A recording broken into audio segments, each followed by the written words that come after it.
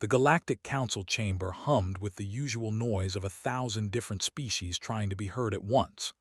Translators chirped and buzzed, filling the air with overlapping conversations about trade routes, mining rights, and territorial disputes. It was just another standard session, the kind that happened every cycle, where problems got discussed and usually ignored until they became someone else's problem. Ambassador Axe of the collective stood at his podium, his four arms gesturing casually as he spoke. He was discussing what he called a minor cultural misunderstanding on the human colony world of Nu. They were a proud species, one of the oldest in the council, and they had a long tradition of studying lesser civilizations. They collected specimens, artifacts, and occasionally living subjects for their museums and research facilities. The juvenile human specimen was acquired following proper protocols, Axe explained, his mandibles clicking with what might have been amusement. The child will be well cared for and returned after our cultural studies are complete. The humans should be honored that we find their species interesting enough to study. Several council members nodded along. The humans were new to galactic society, barely 2 generations since first contact. They were helpful enough, always willing to work the jobs other species found beneath them, but they were not considered particularly important in the grand scheme of things. At the human delegation's table, Ambassador Sarah sat perfectly still. Her hands rested flat on the surface in front of her. Her face showed nothing. Beside her, 3 other human representatives had gone equally quiet. The change was so subtle that most of the council did not even notice. "The child's name is Maya," Sarah said softly, interrupting Axe mid-sentence. Her voice was calm, almost gentle. "She is 8 years old.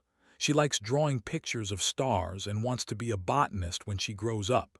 She has a little brother named Tommy who cries every night because his sister is gone." Axe's antenna twitched in what the humans had learned was irritation. The designation and personal details of the specimen are irrelevant to. "Her name," Sarah repeated, her voice still quiet, "is Maya." The chamber had started to go silent. Something in the human ambassador's tone made even the most distracted delegates look up from their data pads. "Ambassador, I understand your species forms strong emotional attachments, but this is a simple matter of scientific inquiry. The juvenile will be returned unharmed in approximately 6 of your months. Surely this is a reasonable." Sarah stood up. The motion was slow, deliberate. She placed both hands on the table and looked directly at Axe. When she spoke, every translator in the chamber rendered her words with perfect clarity. "You have 72 hours to return Maya to her family, unharmed and without condition. After that time expires, we cannot be held responsible for what happens next." "Is that a threat?" Axe asked, his mandibles spreading in what passed for a smile. "Your species has, what, a dozen military vessels. We have thousands. The council will not." Sarah was already walking toward the exit. So were the other human delegates. They moved in perfect silence, their footsteps echoing in the suddenly quiet chamber. They did not run. They did not shout. They simply left. "This is highly irregular," the council speaker, a massive with skin like stone, slammed his gavel. "Ambassador, you cannot simply abandon a session." Sarah paused at the doorway. She did not turn around.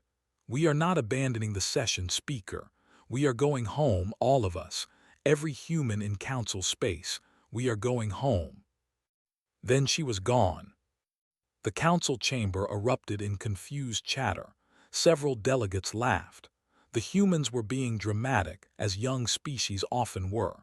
They would calm down after a few days of negotiation. Everything would return to normal. But within 6 hours, something began that no species in the galaxy had ever witnessed. Every human in council space started leaving. It happened simultaneously across 1,000 worlds. Human doctors in the medical centers simply walked away from their posts, sending their patients to local physicians with apologetic messages. Human engineers maintaining the communications network logged off their systems and headed for the nearest transport. Human merchant crews docked their ships and bought passage home on any vessel that would take them. The humans who ran the shipping logistics networks, the ones who had optimized trade routes and made galactic commerce actually work efficiently, deleted their algorithms and departed. The human teachers in the schools gathered their belongings and left. Even the human janitors and cooks and maintenance workers, the ones nobody really paid attention to, vanished. They did not ask for permission. They did not file the proper departure forms. They just left, quietly and methodically, as if following some prearranged signal that no other species could hear. It is a negotiating tactic, Axe assured the council during an emergency session the next day. They will return when they realize how futile this gesture is. But the humans did not return. By the end of the first day, communication started experiencing delays. The humans had not sabotaged anything. They had simply stopped maintaining the systems, and without their constant attention, small problems started to cascade. By the end of the second day, shipping routes that had run smoothly for years began to fall apart. Cargo ships arrived at the wrong stations. Delivery schedules collapsed. Entire supply chains ground to a halt. The Empire's military medical division sent an urgent message to the council. Their hospitals were running out of critical supplies. 30% of their medicines had been human-designed, and their own scientists did not know how to synthesize them. Without human doctors to teach their protocols, physicians were struggling with complex cases they had routinely handled with human assistance. The trade union reported catastrophic losses. 40% of their merchant fleet was stranded because the routing systems the humans had built were failing, and nobody else knew how to fix them. Species across the galaxy suddenly realized something terrifying. They had become dependent on humanity without even noticing. The humans had been there for barely 50 years, but in that time they had woven themselves into the fabric of galactic civilization. They had taken the jobs nobody else wanted, solved the problems everyone else ignored, and made themselves indispensable through sheer persistence and competence. And now they were gone. On Prime, in a sterile research facility, 8-year-old Maya sat in a room that the thought was comfortable. It had a bed, some toys they believed human children enjoyed, and a window that looked out on their purple sky. Maya had not touched the toys. She spent most of her time watching the guards, counting their rotations, memorizing their patterns. A scientist named visited her every day. He asked her questions about human culture, about her family structure, about how humans organized their colonies. Maya answered some questions and ignored others. She was learning which questions seemed important to them. "You must not worry, small human," said his translator, rendering his words with artificial warmth. "Your people will understand the honor of your selection. To be studied by thee is a privilege." Maya looked at him with dark, steady eyes. "My name is Maya, and my mom is going to come get me." His mandibles clicked in amusement. "Your parent is many light years away on a small colony world. I do not think." "My mom," Maya interrupted, "and my dad and my uncle and my teacher and everyone else. They are all coming. You do not know humans very well." "We have studied your species extensively." "No," Maya said flatly, "you have not." As the 72-hour deadline approached, something appeared on the long-range sensors of every major civilization. Ships, thousands of them, tens of thousands, more ships than most species even knew the humans possessed. They came from every human colony, every outpost, every settlement scattered across the frontier. Colony defense vessels, private merchant ships, ancient freighters that had been pulled out of retirement, even civilian transports, hastily fitted with whatever weapons their owners could install. The ships moved slowly, deliberately, burning fuel they could not afford to waste. They were not racing. They were advancing with the patience of predators who knew their prey had nowhere to run. And at the front of this massive fleet was a single dreadnought, larger than anything humanity had revealed it possessed. It broadcast one message on repeat, on every frequency, in every language the galaxy knew. Return the child. The council convened another emergency session. The chamber was half empty now. Many delegates had returned to there to deal with the cascading failures the human exodus had caused. Those who remained looked frightened. They cannot be serious, Axe insisted, but his confidence had started to crack. This is economic suicide for them. They need us more than we need them. But the council was no longer listening to him. They were watching the tactical displays, watching the human fleet establish positions around space. The ships were not attacking. They were just there, waiting, blocking every approach, every exit. One of the military advisors, a grizzled general, studied the formation and felt his blood run cold. He had fought in wars. He knew what he was seeing. This was not a battle fleet. This was an execution formation. The humans were not preparing to fight the military. They were preparing to end them completely if necessary. How many? Someone asked. 47,000 ships, the general replied quietly, and more arriving every hour. They are pulling in everything they have, every vessel, every pilot, every resource. For one child, Axe's voice had gone shrill. The general looked at him with something like pity. You really do not understand them at all, do you? The 72 hours expired. The human fleet did not move. They simply waited, maintaining their blockade, their weapons cold but ready. And the galaxy held its breath, wondering what the young species would do next and terrified of finding out. In her room on Prime, Maya heard alarms start to sound. She sat up on her bed, straightened her clothes, and smiled. She knew that sound. It was the sound of people realizing they had made a terrible mistake. It was the sound of people learning what humanity really was. The stars had gone silent, and now they would learn to listen. The blockade was perfect. Humanity had studied space for years, cataloging every trade route, every supply line, every strategic position. Now they used that knowledge to seal the off from the rest of the galaxy completely. Human ships sat at every jump point, every relay, every major shipping lane. They did not fire their weapons. They did not need to. They simply stopped everything. A medical ship attempting to deliver supplies to a border world was politely turned back. A trade convoy trying to fulfill a contract was redirected to an alternate destination. The human ships broadcast the same message to everyone. We have no quarrel with you. Turn back, or we will consider you complicit in child abduction. Most ships turned back. High Magistrate, supreme leader of the collective, watched the tactical display in his command center with growing anger. His military advisors stood nervously around him, waiting for orders that did not come. They are bluffing, said, but nobody seemed convinced. They do not have the resources for a prolonged blockade. Their economy will collapse within weeks.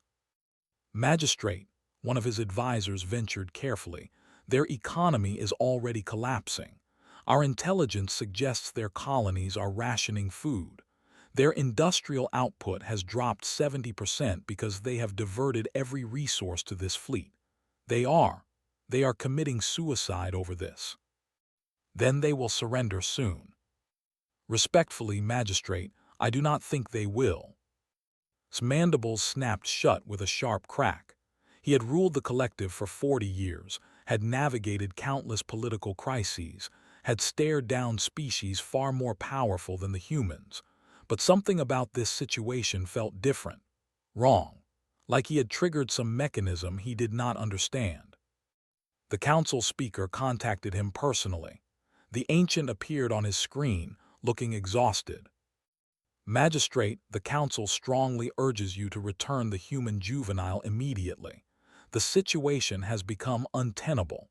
Half the civilizations in the galaxy are experiencing infrastructure failures. We cannot. The Council has no authority over internal research programs, interrupted. We are a sovereign. Sovereignty, the speaker's roar made flinch. You speak of sovereignty while your entire species is surrounded by a fleet that could reduce your worlds to ash, while the galaxy itself is falling apart because every human has abandoned their post. They would not dare. Would they not? The speaker leaned closer to his camera. Magistrate, in all my years on the council, I have seen wars, famines, plagues. I have seen species rise and fall. But I have never, ever seen an entire civilization stop everything for a single individual. Do you understand what that means? Do you understand what kind of people you are dealing with? The communication ended abruptly. Stood alone in his command center, feeling the walls close in. In orbit above Prime, a human dreadnought named the Remember Earth broadcast a new message. This time it was not automated.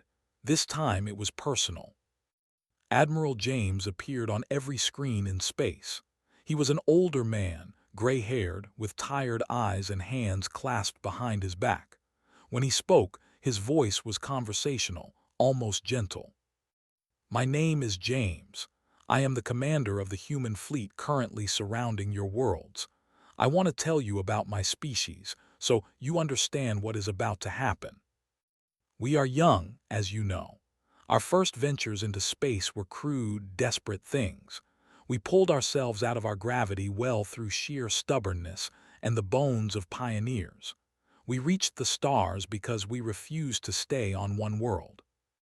When we met all of you, we were excited, hopeful. We had dreamed of alien civilizations, of learning from older, wiser species. And you let us join your council. You gave us work. You let us prove ourselves. We took the jobs you did not want. We maintained your networks because the work was tedious and you found it beneath you. We staffed your hospitals because caring for the sick required a patience you did not have. We optimized your trade routes because you could not be bothered to do the mathematics yourselves. We did not mind. We were happy to help. We thought we were building something, a place in the galaxy, a future for our children. And then you took one of our children. Paused, across space, billions watched their screens in silence. You saw her as a specimen, a curiosity, something to study and catalog and eventually return as if she were a borrowed book. You did not understand what you had done. Let me explain it to you. Maya is 8 years old. She is not my daughter. I have never met her. She is from a colony 17 light years from mine. We do not share genetics, religion, or even much culture. By your standards, she is a stranger to me. But she is a human child, and that means she is my responsibility, mine and that of every other human alive, because that is what we are. We are a species that learned over thousands of bloody years that we survive together or we die alone. We learned that every child belongs to all of us. Every child deserves protection. Every child matters. You thought you were taking one specimen from one family on one unimportant world. You were wrong. You declared war on all of us. His expression did not change, but something in his eyes made viewers look away from their screens. We are a patient people, Magistrate. We waited 72 hours as promised. We have established this blockade without firing a single shot. We have harmed no one. But understand this, we are prepared to stay here forever. We will burn every resource we have. We will eat our seed corn and dismantle our ships for scrap and huddle in the dark if necessary. We will not leave without Maya. And if she is harmed, if she suffers one moment of pain or fear beyond what you have already inflicted, then I promise you this. We will show you what humanity learned before we reached the stars. We learned how to survive ice ages and plagues. We learned how to fight total wars. We learned how to make examples that echo through history.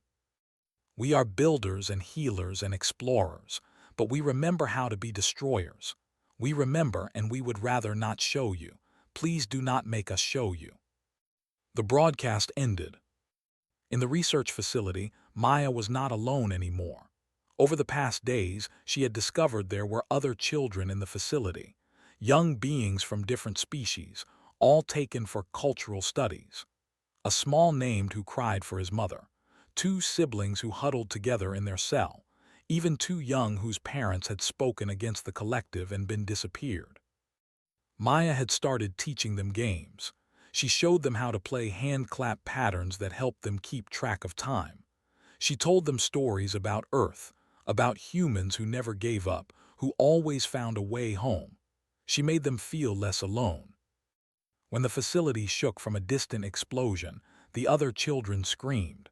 Maya just stood up and straightened her clothes. "That is them," she said calmly. "That is the humans, they always come." The retriever team infiltrated Prime with a precision that terrified every military analyst who later reviewed the operation. These were not soldiers, exactly. They were volunteers, parents who could not stand the thought of a child in danger, teachers who felt responsible for every student, ordinary humans who had dropped everything to become instruments of focused rescue. They moved through the facility like ghosts. Guards simply collapsed, drugged by weapons designed to incapacitate without killing. Security systems failed as if by magic, shut down by hackers who had spent 72 hours learning every detail of technology.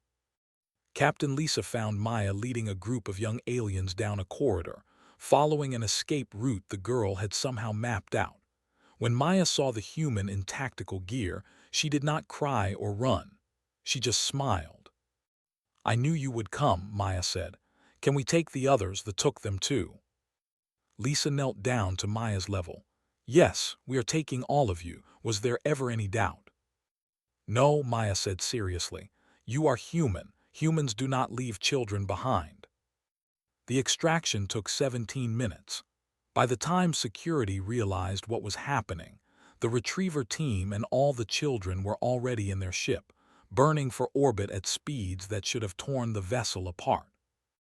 Admiral welcomed them aboard the Remember Earth personally.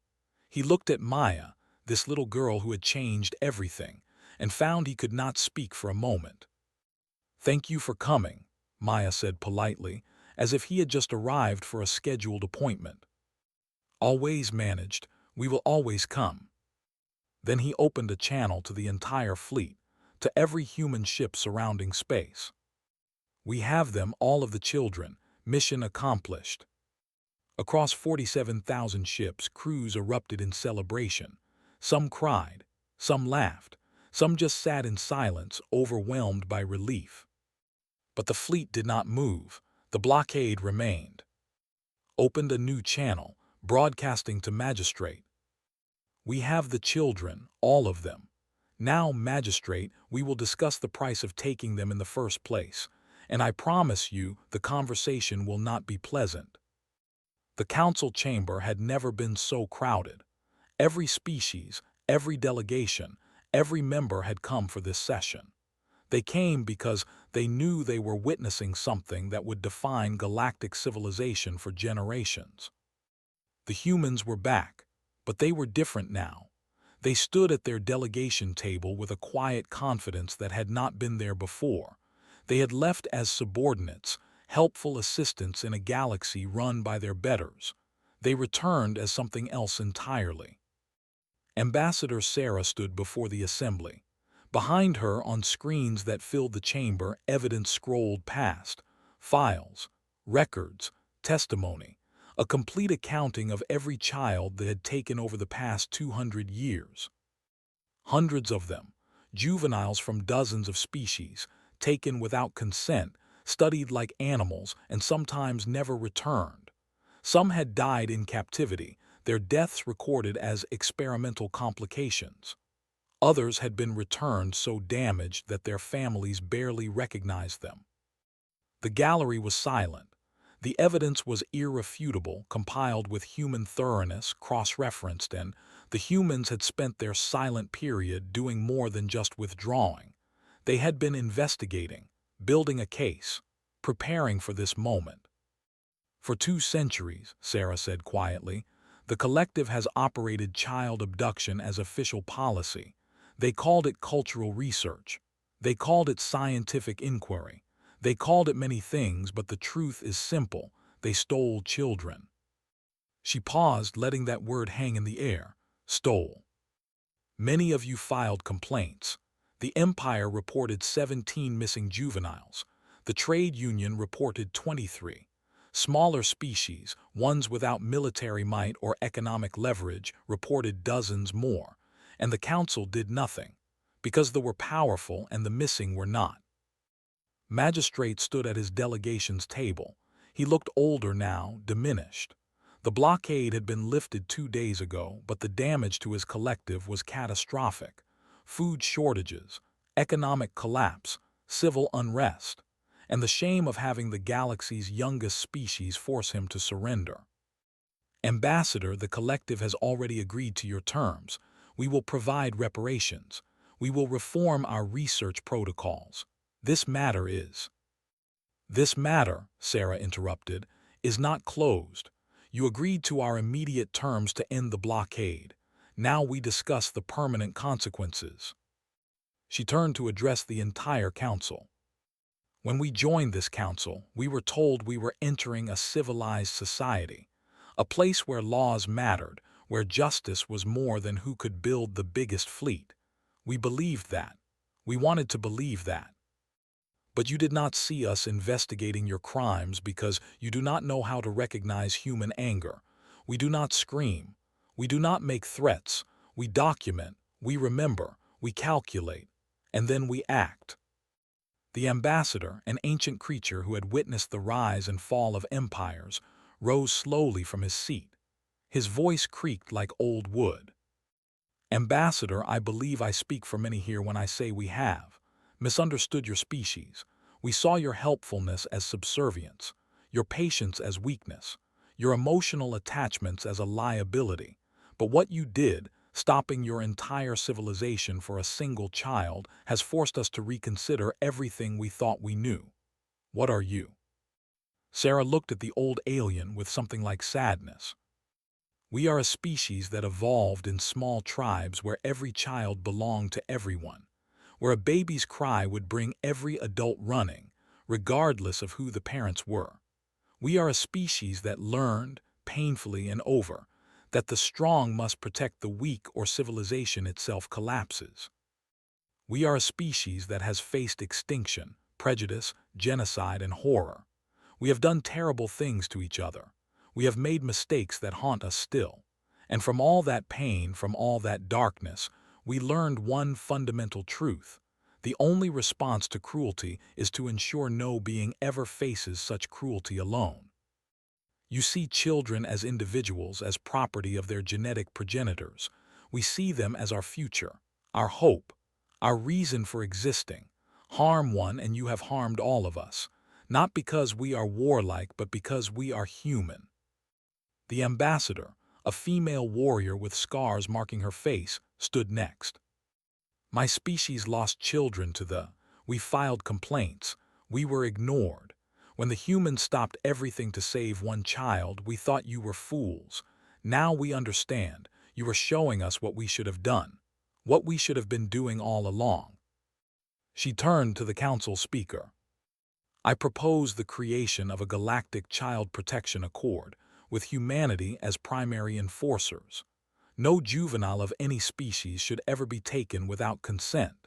No child should ever be alone. If my species had allies like the humans centuries ago, my people's missing children might have come home. The proposal sparked immediate debate.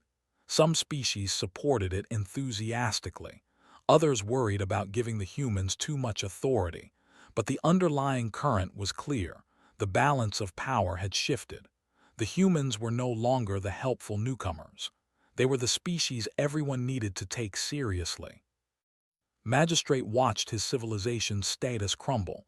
The collective would survive, but barely. The economic damage from the blockade would take decades to repair. Worse, their reputation was destroyed. Species across the galaxy were cutting ties, refusing trade agreements, isolating them diplomatically. The collective accepts the terms of the Child Protection Accord, he said stiffly. What choice did he have? But Sarah was not done. The accord is necessary but not sufficient. The council itself failed. You allowed this to happen. You ignored complaints from species you considered unimportant. You valued stability over justice. She looked around the chamber at beings who had barely noticed humanity existed a month ago. We are willing to return to our positions. The galaxy needs its systems maintained, its sick cared for, its trade routes optimized. But things will be different now. We will not be invisible anymore. We will not be ignored. And if we see injustice, if we see the powerful preying on the weak, we will act. Not with war, not as our first choice, but we will act. The council speaker, looking every one of his 300 years, nodded slowly. The council recognizes that reforms are necessary, and we recognize that humanity has taught us something important, something we should have known already. Months passed. The galaxy adjusted to its new reality. The Galactic Child Protection Accord was with humanity as its primary enforcement arm. Human ships now patrolled trade routes not as merchants but as guardians. Whenever a report of a missing juvenile came in from any species, humans responded immediately. The Empire funded human-run medical centers across their territory, finally acknowledging the debt they owed. The trade union established joint ventures with human corporations, treating them as equals rather than cheap labor. The collective paid reparations to every family they had harmed. The 17 alien children rescued from their facility were returned home, and their families sent messages of gratitude to humanity that filled diplomatic pouches for weeks. On New, Maya sat in a classroom that had changed. Human children still learned alongside alien children, but now there were also classes taught by philosophers, artists, and historians. The galaxy was learning to share, properly this time, with respect. A reporter, a young who had covered the crisis, came to interview Maya for a retrospective piece. She asked the question everyone wanted to know. Were you scared when they took you? Maya thought about it carefully. She was still only 8, but she had seen things that made her older than her years. A little bit, she admitted. But my teacher told us once that humans take care of each other, that we never leave anyone behind. So I knew someone would come. I just had to wait and be brave. What do you think of the galaxy now, after everything that happened? Maya looked out the window at the sky, where ships from 100 species came and went in peaceful commerce. I think everyone is still learning. My mom says that is okay as long as they want to learn, and I think they do. They just needed someone to show them how. The reporter smiled. You are very wise for a human child. All human children are wise, Maya said matter-of-factly. We have to be. The galaxy is big and sometimes scary, but it is getting better, and that is what matters. On the Remember Earth, Admiral prepared his final report. The fleet had dispersed, returning to regular duties, but the ships were different now. They flew with a confidence they had not had before, secure in the knowledge that they had proven something important. Recorded his message carefully, knowing it would be archived in the Council's historical database for future generations to study. Let this be remembered not as the time humanity went to war, but as the moment we taught the galaxy what we value most. We are builders, healers, and explorers. We are patient and forgiving, but we are also parents, siblings, and protectors. The stars are vast and cold and often cruel, but as long as humans travel among them, no child, human or otherwise, will ever be truly alone. We made that promise the day we learned what they had done. We kept that promise when we brought Maya home, and we will keep that promise for as long as our species exists. This is what it means to be human. This is what we brought to the stars. He finished the recording and sat back, looking at the ships from 100 species flew in formation outside, heading out to their respective homes. The networks hummed with traffic again. The galaxy had returned to something like normal. But it was not the same normal. It would never be the same again. The stars had gone silent when they took a human child. They had stayed silent while humanity showed the galaxy what consequences meant. And now they sang again, but with a new understanding woven into every transmission, every trade agreement, every diplomatic exchange. The humans were listening, and they would always, always come for their children. In the end, that was the lesson the galaxy learned. You could ignore humanity's kindness, dismiss their patience, overlook their contributions, but harm their children, and you would discover that the young species from the little blue world remembered how to do terrible things. They just chose not to, as long as you gave them reason not to. The stars were no longer silent, but they had learned to be more careful about what they said.